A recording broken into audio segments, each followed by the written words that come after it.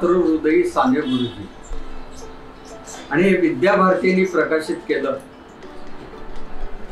कामत सरांनी ते पुस्तक का लिहिलं हे माझ्या आता ते वाचल्यावर लक्षात आलं. साने गुरुजींच्या बद्दल ते लिहित आहेत, पण ते सगळे स्वभाव त्यांच्यामध्ये होते आणि तेच ते उद्धृत करत. कामत सर या कार्यालयात आत यायला लागले तर मी म्हणायचो दारात दिसले आणि आत कसे नाही, तर ते तेवढ्यात अंगण झालं. तसं कार्यमग्न राहणं, स्वच्छता पाळणं हा साने गुरुजींचा स्वभाव विशेष होता. असं एक एक वाचताना माझ्या लक्षात येत आहे इथे कामत सरच मला दिसत आहे. अशा साने गुरुजींचा जन्म पालघरमध्ये 24 डिसेंबर 1899 ला झाला. वडील सदाशिव हे कोर्टाची किरकोळ कामं करायची आणि जेमतेम घर चालायचं. शेती होती पण ती काय अशी फार सुबत्ता देणारी होती असं म्हणजे मध्यमवर्गीय म्हणावं तर त्याच्यापेक्षा कनिष्ठ मध्यमवर्गीय असे ते. मग करमणुकीला काय आजूबाजूचे खेळ आहेत तेच काय, लंगडी आहे की ज्याला कुठलाही खर्च नाही असे खेळ असायचे. त्यातला एक खेळ असा होता की गोफण फिरवायची. आणि आपल्याला माहिती आहे गोफण फिरवायचे म्हणजे दोन पक्षांना तो मारायला हे करायचा. एकदा ही गोफण फिरवताना अपघात झाला आणि ते गोफणीचा जोर त्यांच्या डोळ्यावर आला. एक डोळा पूर्ण आधू झाला, पूर्ण तो कधी बरा होऊ शकला नाही. असे आधू याच्यातच ते राहिले. पण बाकी त्यांनी कधी त्याचं दुःख असं उगळलं नाही आणि ते त्यातनं सगळ्या गोष्टी करत होते. पण एखाद्या घराच्या मागे दुःखाची हे असे रांगच लागते म्हणून. तेवढ्यात त्यांचा एक पाठचा भाऊ होता यशवंत म्हणून. तो केवळ 6 वर्षाचा होता त्यावेळेला त्याचं निधन झालं. त्यावेळेला घरातले पाळीव प्राणी आहेत हे घरचे सदस्य मानले जायचे आणि त्यांच्या घरी मोरी नावाची गाय होती. ही गाय म्हणजे त्या घराला सांभाळणारी होती आणि सगळेजण तिला सांभाळत होते. तिचंही निधन झालं. तो फार मोठा धक्का होता आणि घराच्या तेवढ्यात भांडणं सुरून वाटण्या झाल्या. त्यांना शेत जमीन मिळाली पण घर गेलं. पण घर गेलं म्हटल्यावर यांचं फार वाईट वाटतं, कारण जे आपल्याला हवं आहे तिथंच राहता येत नाही. आणि त्यांच्या आईलाही त्याचं फार दुःख झालं, आपलं घर गेलं. त्याच्या हे सगळे प्रकार चालू असताना वडिलांचं स्वातंत्र्य लढ्यामध्ये भाग घेणं हे चालूच होतं. त्यावेळेचा मध्यमवर्गीयांचा हा एक गुणच होता की स्वातंत्र्य लढ्यापासून आपण दूर राहायचं नाही, जे जे शक्य आहे ते करत राहायचं. आणि स्वदेशी आंदोलनामध्ये त्यांनी भाग घेतला म्हणून त्यांना शिक्षा झाली, ते तुरुंगात गेले.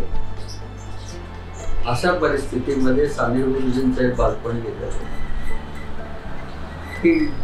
अनेक विवंचन आहेत पण तो परिसर आहे कोकणातला, मित्र आहे, त्याच्यातून पुढे जात राहायचं. आणि दापोली मधल्या मिशन हायस्कूल मध्ये त्यांना शाळेत घातलं. तिथं त्यांनी 4 वर्ष शिक्षण घेतलं. सुट्टीमध्ये घरी यायचं तर ते अंतर 12 मैल होतं आणि 12 मैल अंतर ते चालत यायचं. दुसरा काही मार्ग नव्हता आणि मार्ग असला तरी तो परवडणारा नव्हता. त्यामुळे चालत यायचं हे अगदी ठरलेलं होतं. त्याच्यातच त्यांना कळलं की सातारा जिल्ह्यामध्ये औंधचे महाराज हे गरिबांना शिक्षण चांगलं देतात आणि काहीतरी आर्थिक मदती तिथे.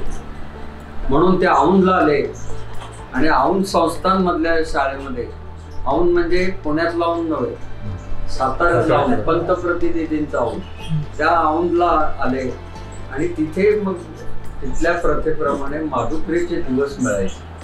ती स्कॉलरशिपच असायची आत्ताच्यांना कळण्यासाठी. की तुम्हाला ते त्यांना माधुकरीचे दिवस तिथं मिळाले आणि त्याच्यावर त्यांचं शिक्षण चाललं. पण सगळे काय म्हणायचे, शिक्षण घ्यायचं तर कुठं, पुण्यात.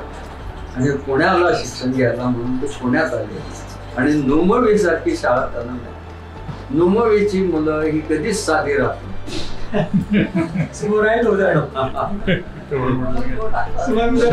म्हटलं. एखादा विद्यार्थी फार हुशार की त्याला म्हणायचं तू नुमवीत जाता आणि फार आगाऊ पण खेळण्यात पुढे तर भावे हायस्कूलचा काम. ते नुमवी मध्ये होते. पण त्यावेळेला पुण्यामध्ये यांना 4 दिवसाचे माधुकरीचे हे मिळाले. तर ते 4 दिवस त्यांनी असे घेतले की 1 दिवसाआड घ्यावे म्हणजे मधला उपास मला करता येईल. अशा परिस्थितीमध्ये त्यावेळेस 4 दिवस माधुकरीचे आणि 3 दिवस माधुकरी शिवायचे. अशा परिस्थितीमध्ये पुण्यामध्ये त्यांनी शिक्षण घेतलं. पण संपूर्ण जीवनामध्ये त्यांच्यावर प्रभाव होता तो आईचा होता. आईचा प्रभाव होता. त्यामुळे त्यांना दळणं आवडायचं. कुठेही असतो ते तिथं असो नसो, कोणाकडे गेले तरी मी मदत करायला तयार आहे. दळण दळायचं, धान्य निवडायचंय, आवडीनं करायचं, सारवण करायचंय, त्याच्यामध्ये भाग, फुलं तोडून आणायची, देवपूजा करायची आहे, काय अंगण झाडायचंय, सगळ्यांना अशी कामं ते करत. म्हणजे ते म्हणतात आईनं माझं लग्न स्त्री गुणाशी लावून ठेवलं. त्यामुळे तेच लग्न त्यांचं झालं असं म्हणावं लागलं. पण या परिस्थितीत असताना मित्र म्हणायला लागले आमच्या बरोबर कधी पोहायला येत नाही. ते म्हणले आई म्हणजे जायला पाहिजे पोहायला. मी नाही जाणार, किती वाटते. तर त्यावेळेला घरात लात लगलेला त्याला बाहेर ढकलला, याला ओढत नाही म्हणले. आई शेवटी त्याला शिक्षणही नीट मिळालं पाहिजे याची काळजी घेत होती. आणि विहिरीत त्याला ढकलून दिल्यावर पाण्यात पडल्याशिवाय पोहायला येत नाही म्हणतो, तशी स्थिती झाली आणि तो पोहायला लागले. आपण श्यामची आई त्यांचं पुढे वाचलंय, त्यामुळे त्याचं वर्णन माहिती आहे की स्नानगृहामध्ये स्नान केल्यावर आईला ते म्हणतात की आता माझे पाय वगैरे सगळं स्वच्छ झालंय, पण बाहेर अंगणात आता मी पाय टाकला तर माझ्या पायाला माती लागेल. ताई मग स्वतःचा पदर तिथे ठेवते खाली आणि म्हणजे आता याच्यावर पाय टाक आणि उडी मारून पुढे जा. त्यावेळेला आई काय वाटतं म्हणते, हे जगप्रसिद्ध झाले की श्याम पायाला माती लागू नये म्हणून जशी काळजी घेतो तसंच मनालाही घाण लागणार नाही याची काळजी घे, ते शुद्ध ठेव असं त्यांनी सांगितलं. पुण्यामध्ये ते न्यू पुणा कॉलेजमध्ये आलं आणि न्यू पुणा कॉलेजमध्ये 1918 ते 1922 हे 4 वर्ष त्यांनी पदवी तर BA प्राप्त. त्या काळामध्ये त्यांना हरिनारायण आपटे यांचा इथं सहवास लाभला. सहवास म्हणजे ही मोठी माणसं आहे, हे काय सांगतात त्याच्यात काम करायचं. आणि हरिनारायण आपटे आपल्याला लेखक म्हणून माहिती आहे, कादंबरीकार माहिती आहे, पण ते सामाजिक कार्यही करत होते. ते म्हणले इथं शिक्षणाचा प्रसार व्हायचा असेल तर अशिक्षित किती आहेत आणि शिक्षित किती आहेत हे आधी कळलं पाहिजे. म्हणून त्याची खाणेसुमारी करायला घेतली आणि त्या खाणेसुमारीचं काम साने गुरुजींनी स्वीकारलं. त्याच्यात स्वयंसेवक म्हणून त्यांनी काम केलं आणि ते केल्यावर त्या सगळ्या स्वयंसेवकांची एक बैठक घेतली. अशी छोटीच बैठक होती आणि त्या बैठकीला त्यांनी त्यांचे आभार मानले. पण हरिनारायण आपटे काय म्हणाले, आभाराचे नुसते शब्द नको, शाब्दिक माझे नुसते आभार नको, म्हणून मी मुलांसाठी चाऊ माऊ आणलेला आहे. आणि तो खाऊ त्यांना वाटला आणि ते म्हणाले यावर आता तुटून पडा, चाऊ माऊवर तुटून पडा आणि मोठे झाल्यावर त्या अपरंपार अज्ञानावरही तसंच तुटून पडा. की त्यावेळेच्या लोकांची एक एक वाक्य ते आजही आपल्याला प्रभावित करतात. त्यांची त्यांनी भाषणं आहेत आणि पुण्यातले लोक का मोठे होतात हे आजपर्यंत माझ्या लक्षात आलंय. इथं ऐकायला चांगलं मिळतं, ऐकायला चांगलं. इतर गावात तुम्हाला पुस्तकं मिळतील सगळे, पण प्रत्यक्ष ऐकायला मिळतं. दत्तोवामन पोतदारांना ऐकायला पुण्यात सकाळी जागं व्हायचं आणि दत्तोवामन पोतदार रोज सकाळी आपलं ते सगळी तयारी झाली, पगडी झाली की हातात काठी घेऊन कोण आलंय, आज कुठे जायचंय. आमचे घाटपांडे मित्र ते पण सांगतात त्यांचं, एक दिवशी घरातले म्हटले आज कुठेही जायचं नाहीये, कशाला पगडी घातली. पण इतकं रोज त्यांचं जायचं असायचं आणि ते बसायचे आणि टांगा यायचा आणि त्यांना घेऊन जायचं आणि घरी सोडायचं. आणि तिथं गेल्यावर विषय सांगितला तरी त्यांना चालायचं. जे विनोदानं लोक असं म्हणतात की तत्वामान पोतदारांचं भाषण चालू असताना काही लोक मध्ये घरी जायचे, अंघोळ किंवा नाश्ता करून परत यायचे, तरी तत्वामान पोतदारच बोलत होता. पण एवढा ज्ञानाचा खजिना होता आणि लोकांना त्याचा कंटाळा यायचा नाही, हे फार महत्वाचं होतं. असे त्यांनी ते भाषण ऐकले. ॲनी बेझंटचं भाषण ऐकलं. ॲनी बेझंट या तरी ब्रिटिशातल्या, पण त्यांनी काय केलं, ब्रिटिशांविरुद्ध स्वातंत्र्य आपल्याला मिळालं पाहिजे म्हणून लढा दिला. आणि 1937 मध्ये तर स्वातंत्र्यवीर सावरकरांनी स्वतंत्र भारताचा ध्वज कसा असावा हा त्यांना दिल्यावर त्यांनी तर आंतरराष्ट्रीय परिषदेत फडकावला. हे महत्वाचं आहे. मी इथे गणेशवाडीत राहतो, त्याच्या बाजूला थिओसॉफिकल लॉज आहे, तिथं त्या आल्या होत्या आणि त्याचं भूमिपूजन त्यांनी केलेलं आहे. हे पुण्यात एकेका जागी गेलं तर मोठ्या लोकांनी काय काय केलंय हे कळायला लागतं. तर त्यांनी सरोजिनी नायडू इथं आल्या होत्या, त्यांनी ऐकलं. सरोजिनी नायडू आपल्याला स्वातंत्र्य लढ्यातल्या माहिती आहे, पण त्या उत्कृष्ट कवयित्री होत्या. त्यांचं कवी जे आहे, काव्य आहे, ते निसर्गाबरोबर देशप्रेमानं भरलेलं आहे. असं देशबंधू चित्तरंजन दास यांना त्यांना ऐकायला मिळालं. चित्तरंजन दास हे मोठे साहित्यिक होते आणि त्याच्यानंतर हे स्वातंत्र्यात त्यांनी भाग घेतलेला. बिपिनचंद्र पाल, आपण जे लाल लाल पाल इतरेही मानतो, त्यातले बिपिनचंद्र पाल यांना त्यांना पाहायला मिळालं. आणि पुण्यात सगळ्यात मोठा लाभ काय असेल तर लोकमान्य टिळक यांना पाहिलं. आचार्य अत्रे तर म्हणायचे मी लोकमान्य टिळकांच्या त्या उपरण्याला हात लावला. त्यामुळे ये हृदयचे ते हृदय पोचले असं होतं. ते मोठ्याला ज्यांना व्हायचं, मोठं व्हायचंय त्यांना मोठ्यांच्या जवळ जायला लागतं, तेच आचार्यांनी केलेलं. आणि महात्मा गांधी त्याच्यानंतर त्यांना सातत्यानं दिसू लागले. त्यांचे विचार ऐकायला लागले, त्यांची भाषणं ऐकता आली, त्यांचं लिखाण ऐकता आलं. हे खरं त्यांचं शिक्षण होतं, त्यातनं ते वाढलं. आणि स्वतः इतकी वाचनाची आवड होती की पुण्यामधले रद्दीची पुस्तकं रद्दीत कुठं विकत मिळतात हे त्यांना माहिती होतं. आणि विकतपेक्षा अगदी जवळजवळ फुकटात असतील ती ते घेऊन यायचे आणि वाचत बसले, प्रचंड वाचायचे. आणि छोटं काही उत्पन्नाचं साधन असेल तरी ते मिळवायचे. डॉक्टर श्रीधर व्यंकटेश केतकर त्यांनी पहिला मराठीतला ज्ञानकोश लिहिला. त्यांनी स्वतःच्या ज्ञानकोशाचं उत्कृष्ट मार्केटिंग केलं होतं. एवढे खंड विकायचे कसे, वजन काय त्याचं, हे घ्यायचं, फिरायचे. आणि सकाळपासून त्यांनी एका नागाला आणि एका मुसलमान कारागिराला सुद्धा खंड विकून दाखवले. त्याला तुझ्या घरी ठेवल्यावर किती महत्व होईल सांगितलं. पण त्यांनी त्याच्यामध्ये आपला प्रचार करायसाठी काय केलं, पहिला खंड ज्यावेळेला तो निघाला, हिंदुस्तान आणि जग, हा लोकांच्यात पसरावा. आता तो तर विकला जाणार नाही लगेच, काय करायचं. पण त्याच्यावर निबंध स्पर्धा जाहीर केली, म्हणजे लोकांनी तो वाचावा, जाऊन कुठे आहे आणि त्याच्यावर लिहायचं. या निबंध स्पर्धेमध्ये प्रथम क्रमांक साने गुरुजींचा. आणि त्याचे त्यांना 75 रुपये मिळाले त्या काळात. 75 रुपये मिळाल्यावर त्यांनी स्वतःचे 25 रुपये त्यात घातले आणि 100 रुपये वर्गणीदार होऊन सगळे खंड वाचायची सोय होती केतकरांच्या. ते सगळे आपल्याला वाचावे मिळत म्हणून ते 25 त्यात घालून टाकले. आजच्या विद्यार्थ्यांनी साने गुरुजींचा हा भाग जरूर समजून घेतला पाहिजे. हे काय केवळ शांततेपर्यंत नाहीये, हे त्यांनी केलेले कष्ट. ज्ञानासाठी किती प्रकारे आपल्याला उपाशी राहायला चालेल पण हे केलंय, हे त्यांनी केलेलं होतं. अंमळनेरला मग पुढे ते गेले एम ए नंतर आणि तिथे शिक्षक झाले.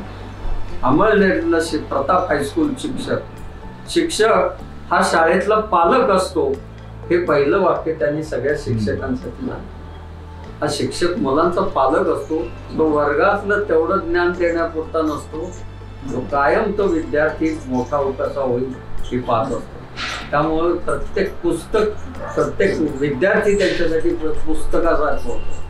त्याचे आईवडील काय, याची सोय काय, हा कसा येतो, त्याला काय केलं पाहिजे हे ते पाहत होते.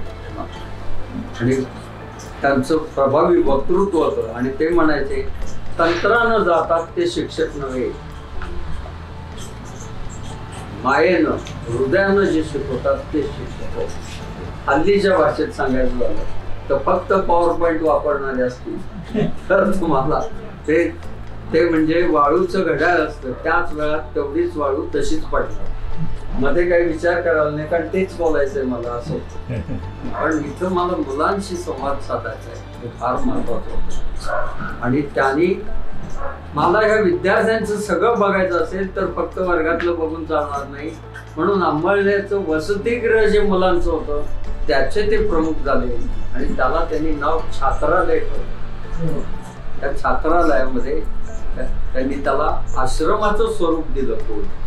आणि त्या मुलांच्यात ते झोपायचे, मुलं त्यांच्या बरोबर झोपायचे. कोण मध्येच उठला तर त्याची काळजी घ्यायची, काय हा उठल्यावर काय होते, त्यांचा अभ्यास काय, सगळं म्हणजे पूर्ण वेळ त्यांच्याबरोबर ते राहत होते.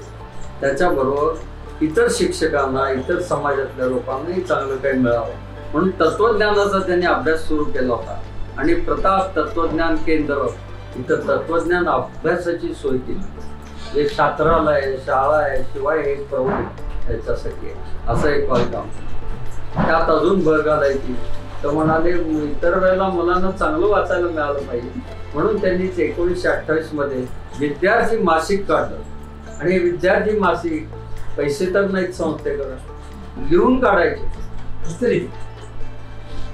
पहाटे 3 ते 6 लिहिणं त्यांचं असायचं आणि 6 नंतर हे करायचं. त्यांनी एक स्वतःला सवय लावून घेतली की मी झोपेशिवाय राहू शकेल. मला वाटतं हल्ली नरेंद्र मोदींचं तसं ऐकलं, ते विचार कर की झोपेशिवाय कसं हे करता येईल, मला काम जास्त करायचंय. तर ते स्वामी गुरुजींनी त्यावेळेला हाच विचार केला होता की झोपेशिवाय, म्हणून ते जास्तीत जास्त वेळ ते लिहिण्यामध्ये म्हणजे मला विश्रांती मिळते. कमाल आहे, लिहिण्यात विश्रांती मिळते असं ते म्हणत असत. आणि राष्ट्रवाद हा त्यांच्यात होता. भगतसिंगांचे सहकारी यतींद्र दास म्हणून होते भगतसिंगांचे सहकारी. त्यांनी तुरुंगवास भोगला आणि तुरुंगामधला अत्याचार भोगून त्यांनी उपोषण केलं ब्रिटिश सरकारच्या विरुद्ध. त्या उपोषणामध्ये त्यांचा मृत्यू झाला. हा मृत्यू झाल्यावर साने गुरुजींनी संपूर्ण छात्रालयामध्ये उपवास पाळला. देशाविरुद्ध काहीतरी घडल्यावर त्याचं प्रतिबिंब गावागावात दिसतं का नाही याच्यावर देशभक्ती अवलंबून असते. मी आता वाक्य का म्हणतोय हे आपल्या लक्षात आलं कालच्या प्रसंगी. तिथे इथं दिसतं का नाही, आपल्याला वाटतं का नाही निदान आपल्याला की आज तरी आपली काही आपल्या कौतुकाची पोस्ट टाकू नये, एक दिवस तरी थांबावं असं तर वाटतं का एवढं देशावर आलं. हे महाग महत्वाचं. ते त्यांनी छात्रालयात संबंध उपवास केला होता. आणि ते काय म्हणाले ते बघा, भाषण केलं त्यांनी लोकांच्या पुढं एवढे गेल्यावर. अरे जो आपल्या भूमातेला विसरला, भूमाता मरत असताना पंचरंगी पोपटाप्रमाणे जो नटतो, थटतो, मुरडतो, खातो, पितो, चैन करतो, त्या नराधमाला सुशिक्षित म्हणणं म्हणजे दगडाला गुलाबाचं फूल म्हणण्याप्रमाणे, गाढवाला इंद्राचा घोडा म्हणण्याप्रमाणे, धुळीस कस्तुरी म्हणण्याप्रमाणे आणि काचेस चिंतामणी म्हणण्याप्रमाणे गाढवास इंद्राचा घोडा म्हणण्याप्रमाणे आहे. म्हणे आम्ही सुशिक्षित, आम्ही सुशिक्षित, आग लावा तुमच्या त्या शिक्षणात असं त्यांनी ठणकावलं होतं. स्वामी विवेकानंदांचे विचार ते विद्यार्थ्यांपर्यंत नेहमी पोहोचवायचे. जो स्वार्थत्यागपूर्वक आणि मनापासून काम करतो त्याला जगाजवळ सहाय्य मागण्याचा हक्कच आहे. जे समाज कार्यकर्ते पैसे मागायला जातात त्यांनी कमीपणा मानतो. तुम्ही समाजासाठीच हे करताय ना, ते करा असं त्यांनी म्हणलं. त्यांचं मागणं जग कधी नाकारणार नाही असं त्यांनी म्हटलं. गांधींचा विचार हा ते कृतीत आणत होते.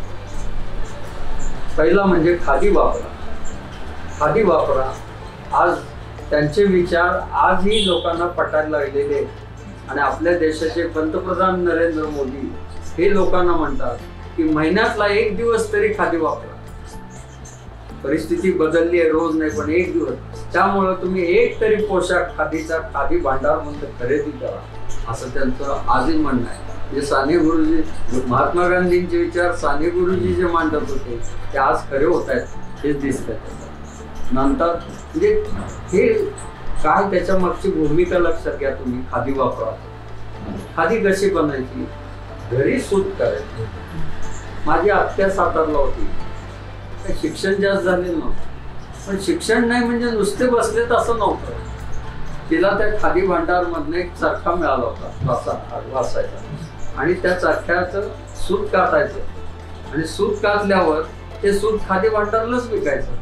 म्हणजे विक्रीचे प्रश्न नाही आणि रिकामा बसलाय असं नाही. हे घरोघरी खेड्यात असा शहरात असा हे काम दिलेलं होतं. सूत कथा या म्हणजे मी काहीच करत नाही म्हटल्यावर कसं काय. मला नेहमी वाटतं की हे आता देतात ना लाडकी बहीण म्हणून, द्यायला पाहिजे, गरीब आहे पण त्यांना लाचारीनं घ्यायला लागतं का म्हणे. त्यांना सांगायचं की मी एका मुलीला शिकवते 4थी पर्यंत म्हणून मी घेते, काहीतरी मी करते. तिनं नुसतं जाहीर करावं मी सूतकताई करते, मी शिकवते, मी अंगण झाडते, काहीतरी केल्याचे पैसे मिळाल्यावर जो आनंद आहे तो नुसते घेण्यात नाहीये. ते त्यातनं दिसतं. हे खादीचं तत्व होतं, हे फार महत्वाचं आहे. सत्याग्रह करायचं. सत्याग्रहामध्ये लोकांना त्रास नाहीये तरी तो सरकारपर्यंत पोहोचायचा. ही ताकद आहे उपोषणात. आणि म्हणून सत्याग्रहासाठी महात्मा गांधींनी काय मार्ग काढला? मिठाचा सत्याग्रह करायचा. मिठाचा सत्याग्रह म्हणजे काय? त्या मिठावर कर होता, तो आम्ही भरणार नाही आणि घेणार नाही. त्या मिठाला काही किंमत आहे का त्याच्या मूठभर मिठाला? पण त्याचा केवढा प्रभाव होता. किती प्रभाव होता याचं एक उदाहरण सांगतो तुम्हाला. सत्याग्रह कुठं होणार? समुद्र किनारी मिठाला. नागपूरला गोनी दांडेकर होते. समुद्राचं काही तिथं नाव निशाणा नाही आणि ते म्हणले सगळेजण सत्याग्रह करतात तर मलाही केला पाहिजे. आणि शाळेत होते 9वी मध्ये. तर त्यांनी काय केलं, आता इथून समुद्र आणायचं कुठं नागपूरला. तरी एक एक पैसा गोळा केला आणि त्यातनं गावात मीठ विकत आणलं दुकानात. ते मोठ्या हंड्यामध्ये विरघळवलं आणि तो हंडा तापत ठेवला. सगळ्यांनी येऊन तिथं जाळ करून आणि त्याचं सारखं बघत होतं मीठ झालं का मीठ. आणि ते जे मीठ झालं ते सगळ्यांच्याकडे जाऊन प्रसाद म्हणून वाटलं. त्यातनं त्यांना प्रेरणा मिळाली आणि एक दिवस त्या आगगाडीनं ते निघाले, ते मुंबईत आले आणि या सगळ्या आंदोलकांच्या मध्ये सामील झाले. असं वातावरण होतं त्यावेळेला. तेच साने गुरुजींच्यात होतं. मी ते म्हणले हे आजूबाजूचं बघितल्यावर तसंच व्हावं असं नेहमी वाटायचं. 1930 मध्ये त्यांनी सविनय कायदेभंगात सहभाग घेतला आणि संपूर्ण खानदेश हा जागृत केला. त्यांचे वक्तृत्व त्यातनं सुधारलं. शिक्षक म्हणून नव्हतंच. आधी शिक्षकात सुद्धा लोक नावं ठेवत होते, हे काय गुळमुळीत बोलणार आहे. पण हृदयापासून जर बोललं तर ते जास्त प्रभावी होतं हे त्यांनी दाखवलं. आणि त्यात त्यांना शिक्षा झाली आणि ते धुळ्याच्या जेलमध्ये गेले. धुळ्याच्या जेलमध्ये गेल्यावर त्या जेलरच्या लक्षात आलं हा काही सरळ बसत नाही. हा इकडं सांग तिकडं सांग शिकवतोय, त्यांना लिहून देतोय, त्याला इथनं पाठवलं पाहिजे. म्हणून त्रिचनापल्ली जेलमध्ये पाठवलं, एकदम दक्षिणेकडे. तिथल्या जेलमध्ये गेल्यावर ते म्हणले आता मला अनेक भाषा शिकता येते. तिथं फक्त मराठी होती. ते कन्नड शिकले, तामिळ शिकले आणि उरल हे जे मोठं महाकाव्य आहे हा त्याचा संबंध अनुवाद त्यांनी केला. तो करून दाखवला. जे जे चांगलं आहे त्याचं फसायदान मागणारी व्यक्ती म्हणजे साने गुरुजी. ते म्हणतात मी एक परार्धांश गांधी आहे, मी एक परार्धांश रवींद्रनाथ टागोर आहे, मी एक परार्धांश रामकृष्ण परमहंस आहोत. अशा मिश्रणाचा मी बनलोय त्यामुळे एक कोण काय सांगता येत नाही. जे जे चांगलं त्यांनी घेतलेलं. महात्मा गांधीजींची सेवावृत्ती त्यांनी स्वीकारली. रवींद्रनाथ टागोरांची काव्यशक्ती अंगात अंगीकारली आणि रामकृष्ण परमहंसांची ईशभक्ती ही मनात बिंबवली. हात सेवेत थोडेफार का होईना राबवत, ओठ गोड गाणं गुणगुणवत, डोळे देवासाठी ओले होत, असं ते सतत म्हणत असत. आणि त्यावेळेला काँग्रेस जी निघाली होती त्याच काँग्रेस साप्ताहिक हे यांनी सुरू केलं. त्याला नाव दिलं काँग्रेस साप्ताहिक. त्यातले लिखाण पूर्ण करायचं, चांगली चरित्र, चांगलं कोण काम करताय ते द्यायचं. आणि त्या काळात शेतकऱ्यांची कर्जमाफी व्हावी याच्यासाठीचंही लिखाण त्यांनी त्यातनं केलेलं. काँग्रेस त्यावेळेला चांगली होती. मी सातारला गांधी मैदानावर राजगोपालचारी यांचं भाषण ऐकलं आणि ते त्यांच्या तत्वाप्रमाणे इंग्रजीत बोलायचे. साताऱ्यात त्या काळात इंग्रजी म्हणजे सर्वसामान्यांना कळेल का म्हणून त्या अगदी छोटी वाक्य त्यांनी केली. आणि ते म्हटलेलं मला आठवतं त्याला, काँग्रेस वॉज नीरा, एवढंच म्हणून थांबायचं म्हणजे लोकांना कळलं. नाव काँग्रेस हॅज बिकम टॉडी असं करून दिलं. पण त्या काळात काँग्रेसमध्ये असणं म्हणजे एक देशभक्तीचं हे होतं, ते त्यांनी मनापासून. आणि 1942चा लढा हा फार मोठा सगळ्या आला. त्याच्यात त्यांनी भूमिगत राहून काम केलं. हरिजनांना प्रवेश पाहिजे, अस्पृश्यांना प्रवेश पाहिजे म्हणून त्यांनी उपोषण करायचं ठरवलं. मनाचा निर्धार केला होता. पण या निर्धाराला धक्का देणारी गोष्ट घडली म्हणजे महात्मा गांधींनी पत्रच पाठवलं, हे करू नका म्हणून. शांत बसून त्यांनी विचार केला, मी करतोय मला पटतंय का? पटतंय, मी विचार करणार. आणि त्या काळात महात्मा गांधींचा उपदेश, हुकूम म्हणत नाही, उपदेश पुन्हा ऐकण्याला केवढं मनाचं सामर्थ्य पाहिजे. त्यांनी संपूर्ण खानदेशात प्रचार केला, मी हे का करतोय का करतोय का करतोय, आणि तो केला आणि तो यशस्वी झाला. ते फार महत्वाचं आहे. त्याचं वर्णन करताना म्हटलं जातं, एका पांडुरंगानं दुसऱ्या पांडुरंगाला मुक्त केलं. काय यांचं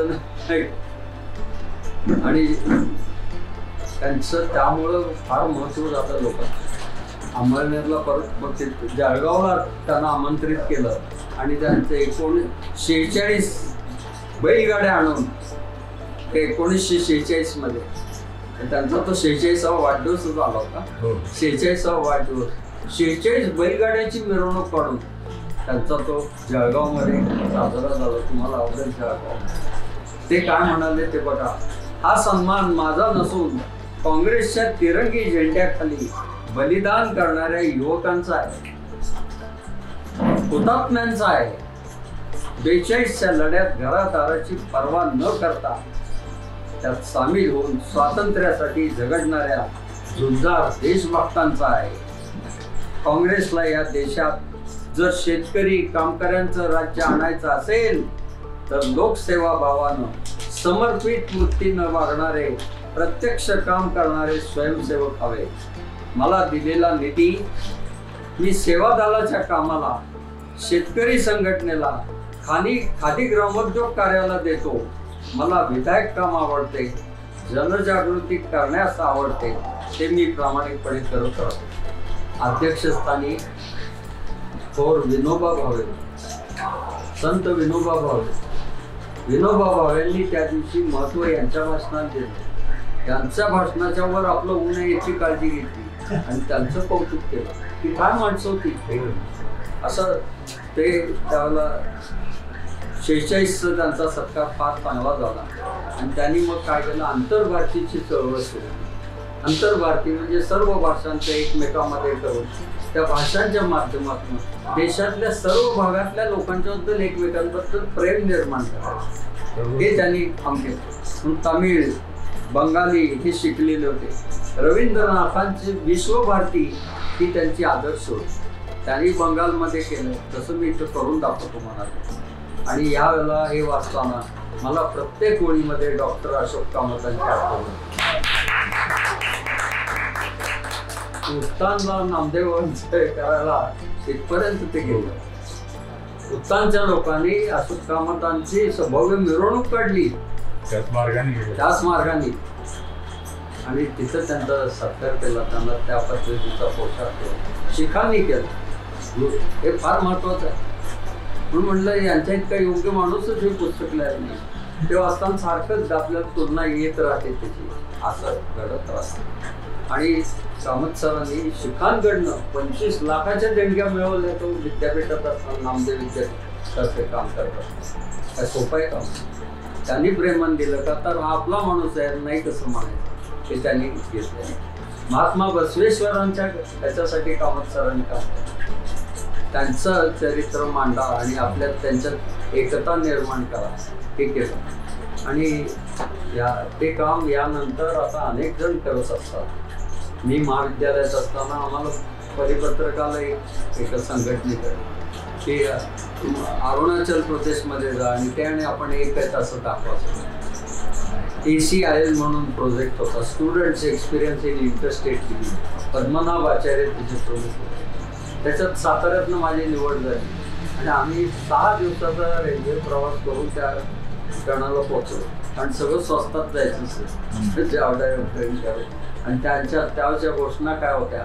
अलग भाषा अलग वेश फिर भी अपना एक देश, सातारा हो या गुवाहाटी अपना देश अपनी मिट्टी. असं भिन्नता में एकता यह भारत की विशेषता, unity in diversity is the peculiarity of India. हे सगळे विचार त्यावेळेस. पण याचं मूळ या लोकांनी रुजवलेलं आहे आंतरभारतीच्या कामातनं किंवा रवींद्रनाथ टागोरांच्या विश्वभारतीमधून हे केलं.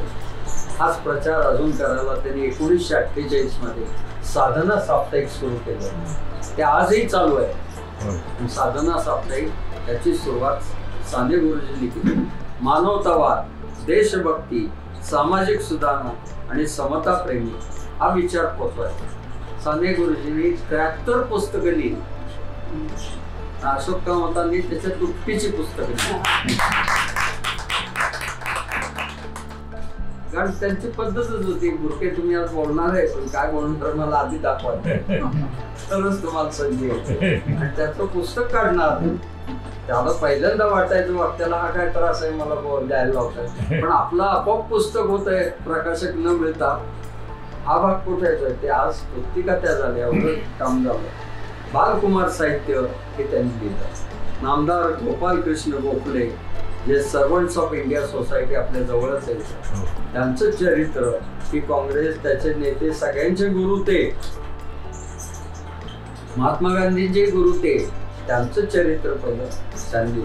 देशबंधू चित्तरंजन दासांचं चरित्र, रवींद्रनाथ टागोरांचं चरित्र लिहिलं. आणि नाशिकच्या तुरुंगात असताना सगळ्या कैद्यांना रोज रात्री असं 42 रात्री त्यांनी एक एक गोष्ट सांगितली आणि त्या गोष्टीचं श्यामचे पुस्तक झालं. म्हणजे श्यामच्याचा जन्म तुरुंगात झाला, पण आईच्या ज्या भावना होत्या, वागणं होतं तेच त्यातनं त्यांनी म्हणलं. इतकी कथा ही ताकदवान आहे की आचार्य अत्र्यांनी त्याच्यावर चित्रपटच काढला. श्यामच्या या चित्रपट काढला आणि त्याची ताकद ही सगळ्यांना इतकी मान्य झाली की भारतामध्ये राष्ट्रपती पदक द्यायला सुरुवात झाल्यावर सगळ्यात पहिलं पुरस्कार मिळाला हा श्यामच्या आईला मिळाला. अत्र्यांच्या आईचं निधन झालं होतं आणि तो पुरस्कार घ्यायला अत्रे गेले. तो पुरस्कार स्वीकारला. पुरस्कार स्वीकारल्यावर त्या आकाशवाणीवरनं संपूर्ण भारतामध्ये भाषण ऐकू जायची व्यवस्था केली होती. आणि अत्रे साहेब त्यावर बोलले. ते म्हणाले हा पुरस्कार आचार्य अत्र्यांना मिळाला असं मी समजत नाही. हा पुरस्कार साने गुरुजींच्या श्यामच्या आईला मिळालाय असं मी समजतो. हा पुरस्कार देशभक्तीला मिळालाय असं मी समजतो. आणि सगळ्यात महत्वाचं म्हणजे हा पुरस्कार माझ्या माय माऊली मराठीला मिळालाय असं मी समजतो.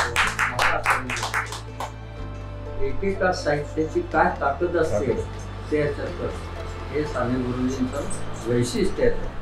आणि धुळ्याच्या तुरुंगात तर त्यांनी विनोबा तिथंच होते. तुरुंगात ही मोठी माणसं भेटायचा फार लाभ होता. एकीकडे हा त्रास आहे, पण विनोबा गीतेवरची प्रवचनं सांगायची आणि ती साने गुरुजींनी लिहून काढली. रामकृष्ण भक्ती, त्यांना रामकृष्ण हे फार आवडायचे. राम आणि कृष्ण, रामाबद्दल ते काय म्हणायचे की भक्ती नुसती बघून राम यशस्वी का झाले, काय रावणाचा पराभव करू शकले, तर हे जग कशाचं निर्माण झालंय याचे घटक लक्षात घ्या. हे घट कशाचं झालंय, समुद्र आहे. मग त्यांनी समुद्राची प्रथम प्रार्थना केली आहे, समुद्राचे प्रेम निर्माण केले. त्या जगात काय माणसं आहेत, मग त्यांनी माणसं एकत्र केलेली आहे. रावणाचा भावाला आपल्याकडे आणलेला आहे, शत्रूचा शत्रुत्व आपला मित्र केलेला आहे, माणसात केलं. मग काय हे जग कशाचं बनलेलं आहे, प्राण्यांचं बनलेलं आहे. त्यांनी वानरांना जवळ केलेलं आहे, वानरांना जवळ केलंय, ते आपले मित्र केले, त्यांना भक्त केलेलं आहे. मग अजून काय, असं प्रत्येक घटक, अरे ही वनस्पती आहे, झाडं आहेत, मग या झाडांनी तर लक्ष्मणाला कसं वाचवलं ते त्याच्यात दिलेलं आहे, संजीवनी. असं प्रत्येक घटकाची प्रार्थना, त्याला शरण जाणं हे रामानं केलं. जो आयुष्यात हे करेल तो यशस्वी होईल आणि दुष्ट प्रवृत्तींचा नाश करेल, ही शिकवणूक होती, ती त्यांनी त्यातनं घेतलेली आहे. आणि कृष्ण म्हणजे तर काय, क्रिएटिव्हिटी हो. कराग्रे वसते लक्ष्मी, कर मध्ये सरस्वती, पण हा कर मुले तू गोविंद, हा गोविंद जो आहे मुळातला क्रिएटिव्हिटीचा, तो महत्वाचा आहे. मी आज काहीतरी करणार आहे, मी ह्या वेळेला हे करणार आहे. कामत साहेब म्हणायचे, तुम्ही मला नुसतं भेटायला यायचं नाही, काय करायचं आहे आणा. तर मी म्हटलं आपण निबंध स्पर्धा घेऊया, चालेल असं, पण काहीतरी प्रोजेक्ट घेऊन या तुम्ही, नुसत्या गप्पा मारायला. सिनियर सिटीजनना त्यांचा तो चाललाच होता की असं उगीच बसून कुठे तर नुसत्या गप्पा, काहीतरी करा तुम्ही, करा. तेच आहे, ही क्रिएटिव्हिटी साने गुरुजींच्या ती होती सतत, हे त्यांनी केली. आणि ते कीर्तनकार झाले हो, लोकांना हे सोप्या भाषेत कळावं. साने गुरुजींनी कीर्तन केली कृष्णावरची, लोकमान्य टिळकांच्यावर कीर्तन केले पर्यंत केलं. अद्वैत विचार साधना त्यांनी दाखवली आणि समर्थांचे ते दाखले द्यायचे. आपणासी चिमोटा घेतला त्याने जीव कासावीस झाला, आपणाकडून दुसऱ्याला ओळखीत जावे, हे ते सांगत की दुसऱ्याला काय वाटेल याचा जाणीव करणारे असतील ते समर्थांचे विचार त्यांनी मांडले. त्यांना अनेकांचा सहवास लागला. नेताजी सुभाषचंद्र बोसांबरोबर ते फिरले, त्यांचे विचार ऐकले, त्यांना मदत केली, पण त्यांचे विचार त्यांना पटलेले नव्हते. तरी सगळ्या कामात त्यांना ते मदत करत होते, हे महत्वाचं आहे, आणि चांगलंच काम करतात. एस.एन. जोशींना पुण्यात त्यांनी सहकार्य केलं, त्यांच्याबरोबर फिरले. नागगोरे यांचा त्यांना सहवास लागला. गप्रप्रधान इतर त्यांच्या अगदीच बरोबर काम करणार. गप्रप्रधान नाव आहे, मी बँक ऑफ महाराष्ट्र बाजीरावला मुख्य प्रबंधक, चीफ मॅनेजर होतो. त्यावेळेला त्या ब्रँचचा स्टाफ 325 होता, एवढी मोठी एका ब्रँच. तिथं दर आठवड्याला गप्रप्रधान यायचे, कारण साधनाचं खातं होतं म्हणून, आणि ते ट्रस्टचं होतं खातं, ते यायचे. आणि आल्यावर कसं आहे, मग त्याच्यात सगळे विषय म्हणजे आता आम्ही आमच्या या साधनाला मदत म्हणून कार्यकर्ते तयार करतो सगळे त्या सेवा दलाला. त्या कार्यकर्त्यांना दर महिन्याला काही रक्कम देता येईल म्हणून आम्ही आता आतऱ्यांचं लग्नाची बेडी नाटकाचे प्रयोग करतो. तुम्ही आमच्याकडनं कमिशन घ्यायचं नाही, पैसे पाठवताना मान्य आहे, असे सगळे विचार. स्वतःसाठी काही मागणार नाही, आधी घरून आणलेली. हे सगळे साने गुरुजींच दिसायचे ना आम्हाला गप्रप्रधानाला. आणि त्या काळात 5 लाख रुपये गोळा केले होते. तनुजा, श्रीराम लागू, शरद तळवलकर ही मंडळी त्याच्यात काम करतो. असं यातनं हे केलं. ते गप्रप्रधान एक जण त्यातली त्यांच्या बरोबरचे आठवले की त्या गोष्टी सांगा वाटतं. मधुदंड होते त्यांचे सगळं, मधुदंड होते. लोकसभेमध्ये इतकं प्रभावी भाषण करायचे की पंडित जवाहरलाल नेहरूंनी त्यांच्या सेक्रेटरीला सांगितलं होतं की दंडवंताचं भाषण असलं की मला पळत येऊन बोलवत जा, आज मला ऐकायला यायचं. असे ताकदवान ते लोक. प्रकाश मावाडीकर होते, मधुलिमय होते, समाजवादी याचे राग जाधव हल्ली आपण पाहिलेच साहित्य संमेलनाच्या आव्हानाला अध्यक्ष झाले. किती साधव सकाळी त्या मंदिराच्या तिथल्या एका कॅन्टीन मध्ये तिथे सकाळी ब्रेकफास्ट तिथं करायचं आणि शेजारी राहायचं. साधेपणा मला काय पाहिजे असं नाही. हा सानेगुरुजींचा संदेश देणारी सगळी चालती बोलती आपल्याकडं उदाहरणं होती की त्यांना विषमता कमी होईना. शेवटी काय झालं आता 50 गाठत आले त्यामुळे सगळं केलं पण आम्हाला कोणाचंच पटेल. मधुलिम यांचं पटेल यांचं पटेल तेवढे करतायत पण मला पाहिजे ते काय होईना. ही विषमता काही कमी होत नाही. याच्यात महात्मा गांधींचा कोण तो त्यांच्या फारच जिव्हारी लागला. त्यांनी 21 दिवस उपोषण केलं. 21 दिवस उपोषण. आता मला काही सहन होत नाही. आणि शेवटी एक दिवस त्यांनी औषधाच्या जास्त गोळ्या खाऊन आत्महत्या झाली. पण आत्महत्येबद्दल त्यांनी असं लिहून ठेवलेलं होतं, आत्महत्या ही साधी गोष्ट नाही. ती करणारा भेकड नसतो, तो धीट असतो. ते लक्षात घ्या. आणि त्याच्या आत्महत्येतनं सुद्धा एक काहीतरी संदेश जात असतो, हे लक्षात घ्या. आणि त्यांचं शेवटी स्वप्न होतं तेच होतं की बलसागर भारत हो विश्वास शोभून राहू. त्यातली 1-2 कडवी सगळी म्हणूया आणि थांबूया.